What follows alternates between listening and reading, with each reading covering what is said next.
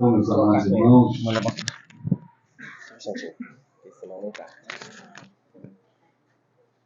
não sabia que ia ser agora. Vou organizar meus pensamentos. Mas eu nem anotei nada para realmente ser livre, assim, contando muito brevemente algo muito relacionado à fé que aconteceu comigo na minha profissão.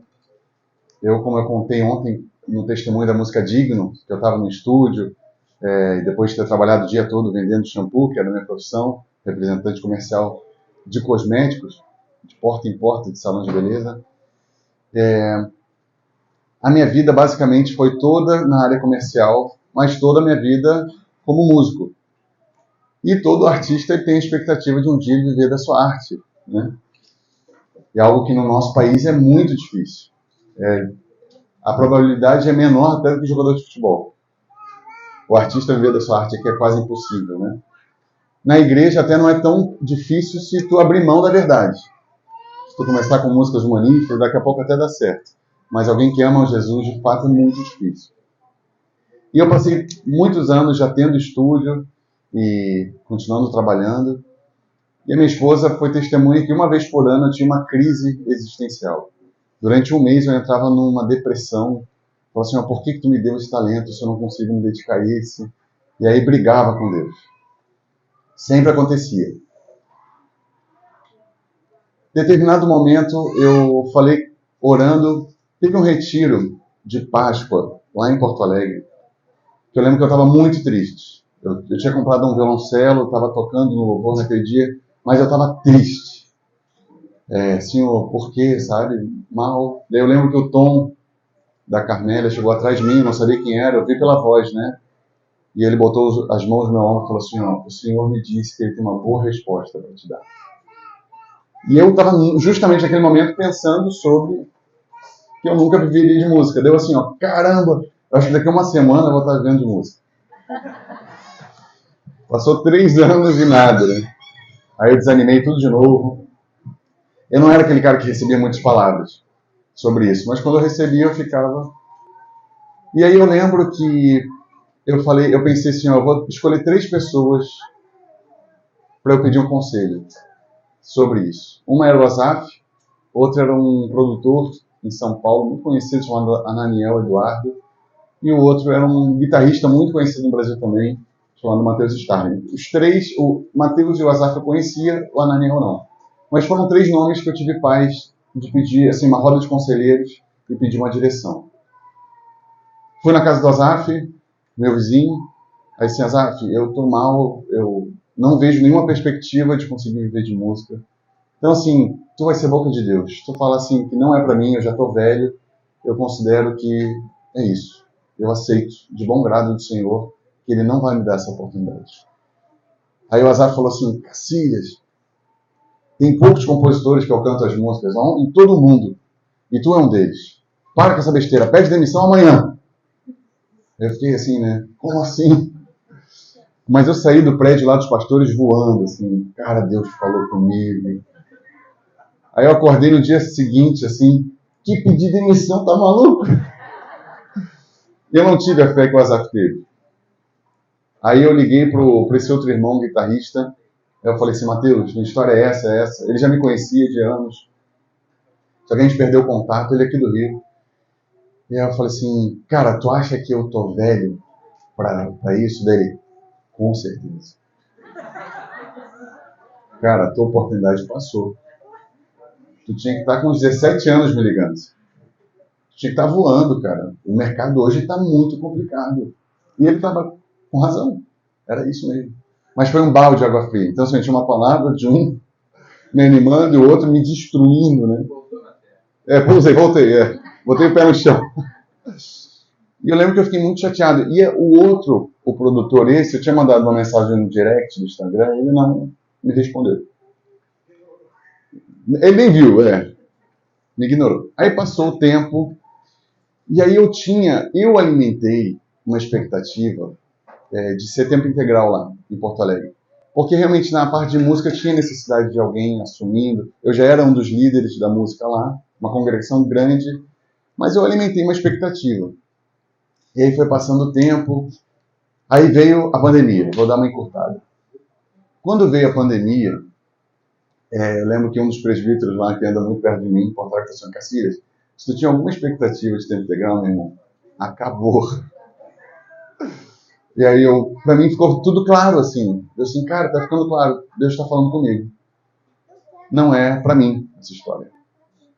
E aí eu lembro direitinho, irmãos, que eu comecei, os salões de beleza lá em Porto Alegre começaram a fechar.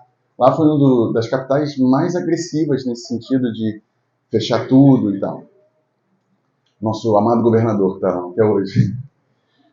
E aí eu lembro que eu comecei a ficar muito angustiado, porque eu não tinha salário fixo, os salões de beleza fechando, não tinha uma perspectiva assim de um salário, né? E aí eu lembro perfeitamente de um dia que eu estava numa lomba com meu carro e o sinal fechou e eu falei uma oração que eu já tinha feito para o Senhor, mas aquela foi com fé. Pela primeira vez, com muita verdade e com sobriedade. Não estava arrepiado, não estava emotivo. Eu falei, sim, Senhor, eu entendi. Eu sou chorão, perdão, eu sempre choro.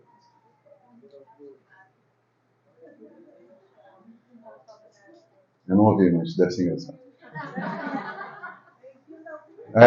Todo mundo é chorão, né? Com as coisas de Deus a gente se desmancha, né? Mas eu falei, Senhor, eu te entrego esse meu sonho. Eu vou fazer tenda pro resto da minha vida.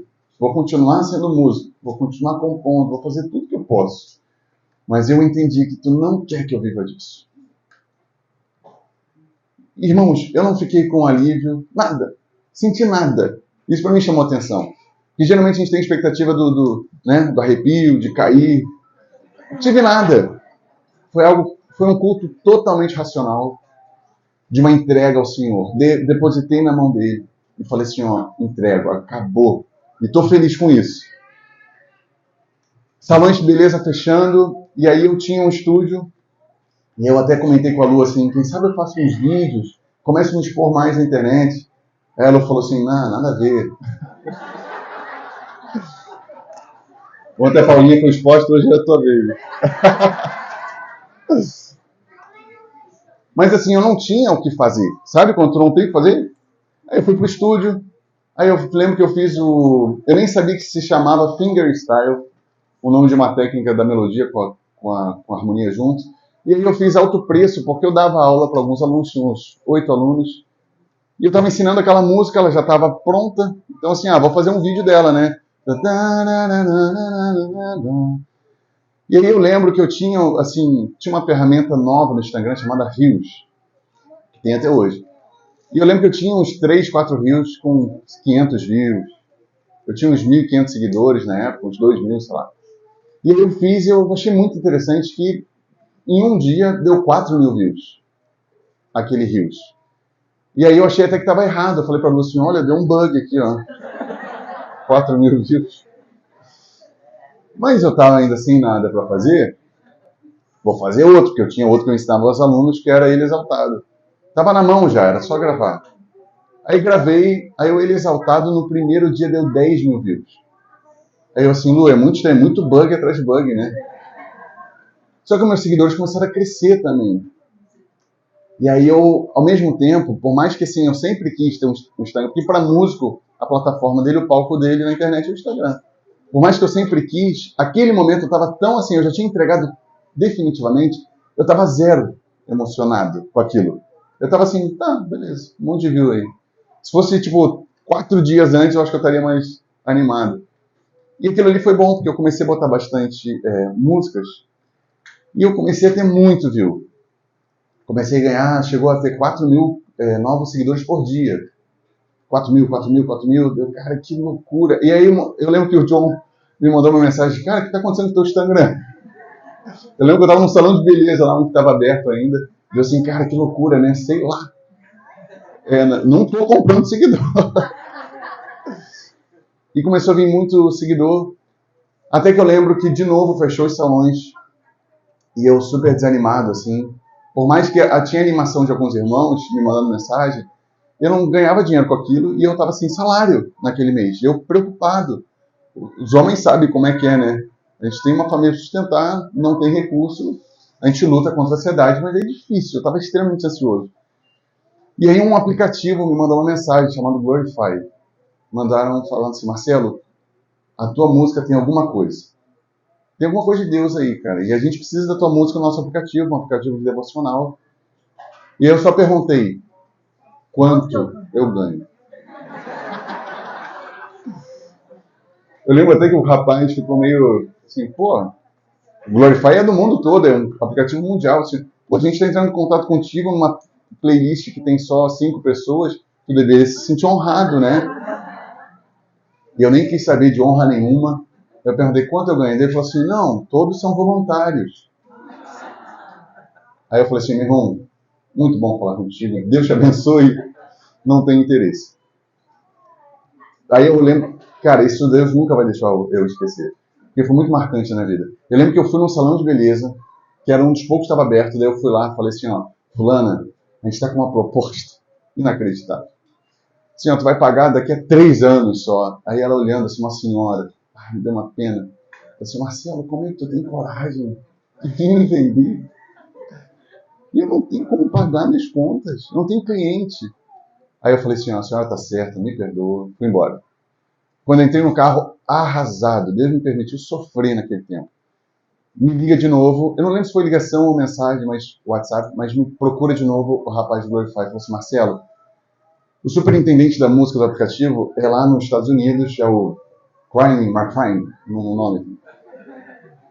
Cara, a gente mostrou as tuas músicas para ele, ele falou assim, ó, a gente precisa desse cara no aplicativo. É tudo que a gente está buscando. E a gente tem uma proposta para te fazer. Eu lembro que a proposta, acho que era $2.000 por música, eram 5 músicas. Não, $2.000 total, dava R$10.000. E foi a primeira vez na minha vida que eu estava vendo eu não tendo dinheiro de representação comercial e tendo um recurso de música. Eu já tinha feito discos de música, eu já tinha ganhado dinheiro, mas assim, a primeira vez que quem ia pagar, botar o pão na mesa, era a música. Aí eu olhei para o céu assim, o que é isso? Eu aceitei a proposta, né, logicamente. Gravei o EP de 5 músicas. E nesse aplicativo eu só tinha, assim, Joey Houston, da Hilson, John Bever, o Brian Houston, Brian Johnson, da Bethel, só os caras grandes, assim, pouquíssimos lá. E aí entra eu, um Zé Ninguém, naquela playlist dos gigantes. E o testemunho, irmãos, é que por 2 meses a minha playlist ficou em primeiro lugar no mundo todo. Eles se impressionaram. O cara que me procurou ficou assim, cara, a gente tá achando doido demais isso. O mundo todo tá ouvindo tuas músicas e gostando. E aí eu comecei a achar muita coincidência atrás de coincidência. E eu falei assim, até as crianças ouviram. Deu certo, ó, viu? E aí eu lembro que eu zero emocionado, irmãos. Ah, tem um detalhe importante. Como eu não notei, tá vendo? Esse produtor de São Paulo, que era uma da terceira pessoa que eu queria muito pedir um conselho, ele me mandou uma mensagem no direct, no Instagram. Ele não tinha visto a mensagem que eu tinha mandado para ele. Mas ele mandou assim, ó, rapaz, quem é tu? Que eu não conheço. Ele falou assim, ó, tu precisa vir para São Paulo gravar um negócio comigo. Eu lembro que eu estava no sofá com a Lu, aí eu mostrei para ela assim com a mão tremendo. Olha quem está me mandando mensagem. Eu fiquei abismado com aquilo. Foi os detalhes de Deus, assim, as pessoas que eu tinha pedido, né? O Matheus Starling, que é esse guitarrista, que tinha falado assim, meu irmão, tu tá velho. Eu tinha mandado um trabalho que eu tinha feito para ele e ele nem tinha ouvido. Aí do nada, um dia, assim, no meio desse bolo todo, ele mandou assim, foi tu que produziu isso aqui? Eu fui dele. Meu irmão, tu é talentoso pra caramba, cara. Então, assim, os dois tinham falado, assim, um que me ignorou e falou não, mudaram o jogo, assim, deu, cara, que loucura. Eu vi que o Asaf estava certo. Só não era para pedir demissão naquele dia, eu acho. E aí, meus irmãos, eu lembro que eu estava em casa, assim, tudo fechado, sem trabalhar. Eu ligo pro meu discipulador, falo assim, Zé, tá acontecendo isso. E quem conhece o Zé Gustavo sabe que ele também é zero emoção. Não é nada assim. Ele não é um cara que assim, ó, bateu uma benção. Ih, dificilmente, Zé, se tu tá vendo, eu te amo pra caramba. Tá aqui, né? Mas ele dificilmente vai fazer isso, assim, e isso é muito bom. E aí o Zé naquele dia falou assim, ó, Cacilhas, acho que tem que pedir demissão. Aí eu gelei a pena. Eu assim, tá falando sério? E não que eu estava esperando alguém me falar isso, mas eram confirmações de Deus. Sabe quando Deus vai botando assim no checklist? Check, check, check. E eu assim, caramba, o Zé falando isso. E aí eu gravei um curso de violão, muito rápido, assim. Cara, eu vou aproveitar esse tempo que eu estou no estúdio e vou fazer o curso. Irmãos, pedi demissão. Eu era PJ, eu não tinha nada para ganhar. Eu saí assim, sem nada, basicamente. Mas com uma fé absolutamente em paz que Deus ia suprir. O que eu nunca tive. Porque eu tinha confirmação agora do Senhor que era para fazer aquilo. Se fosse um mês antes, seria precipitação. Teria dado tudo errado na minha vida. E eu lancei o curso, eu vendi curso pra caramba, deu 4 meses de salário. Desde então, vou encerrar. Mas desde então, irmãos, nunca faltou nada. Eu vou falar para vocês, isso é um milagre. Porque eu não sou um grande músico. Não acreditem nisso. É a graça de Deus, irmão. Era a vontade do Senhor que isso acontecesse num tempo específico.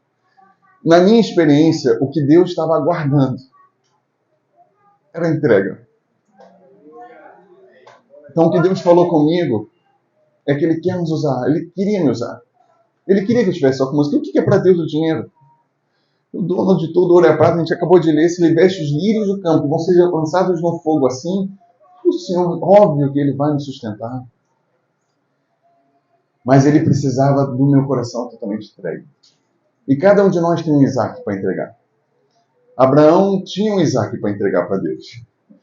E Deus estava esperando aquela entrega, né? Certamente, a gente está lendo o Antigo Testamento, eu fico pensando assim, imagina na cabeça de Abraão, o filho prometido, ia ser pai de gerações, aí Deus pede, não tem sentido. Mas em nenhum momento Abraão duvidou. Por isso que é considerado o pai da fé. A palavra fala que ele tinha certeza que Deus poderia ressuscitar ele. Homem de grande fé. E não tem nada que agrada mais o coração de Deus que a nossa fé. No meu caso, a fé foi no fruto da entrega. Eu não mudei nada, irmãos. Eu não toco melhor do que eu tocava antes. Nada mudou. O que mudou foi a entrega. Então eu tenho certeza que Deus quer que nós entreguemos nosso Isaac. Às vezes é uma profissão, às vezes é o desejo de casar, às vezes é um filho, mas aqui nada pode ocupar o trono do Senhor no nosso coração. Ele não divide o trono com nada. Nem com a minha música. Ele queria totalmente aquele trono só dele, e aí ele fez essa obra. Amém.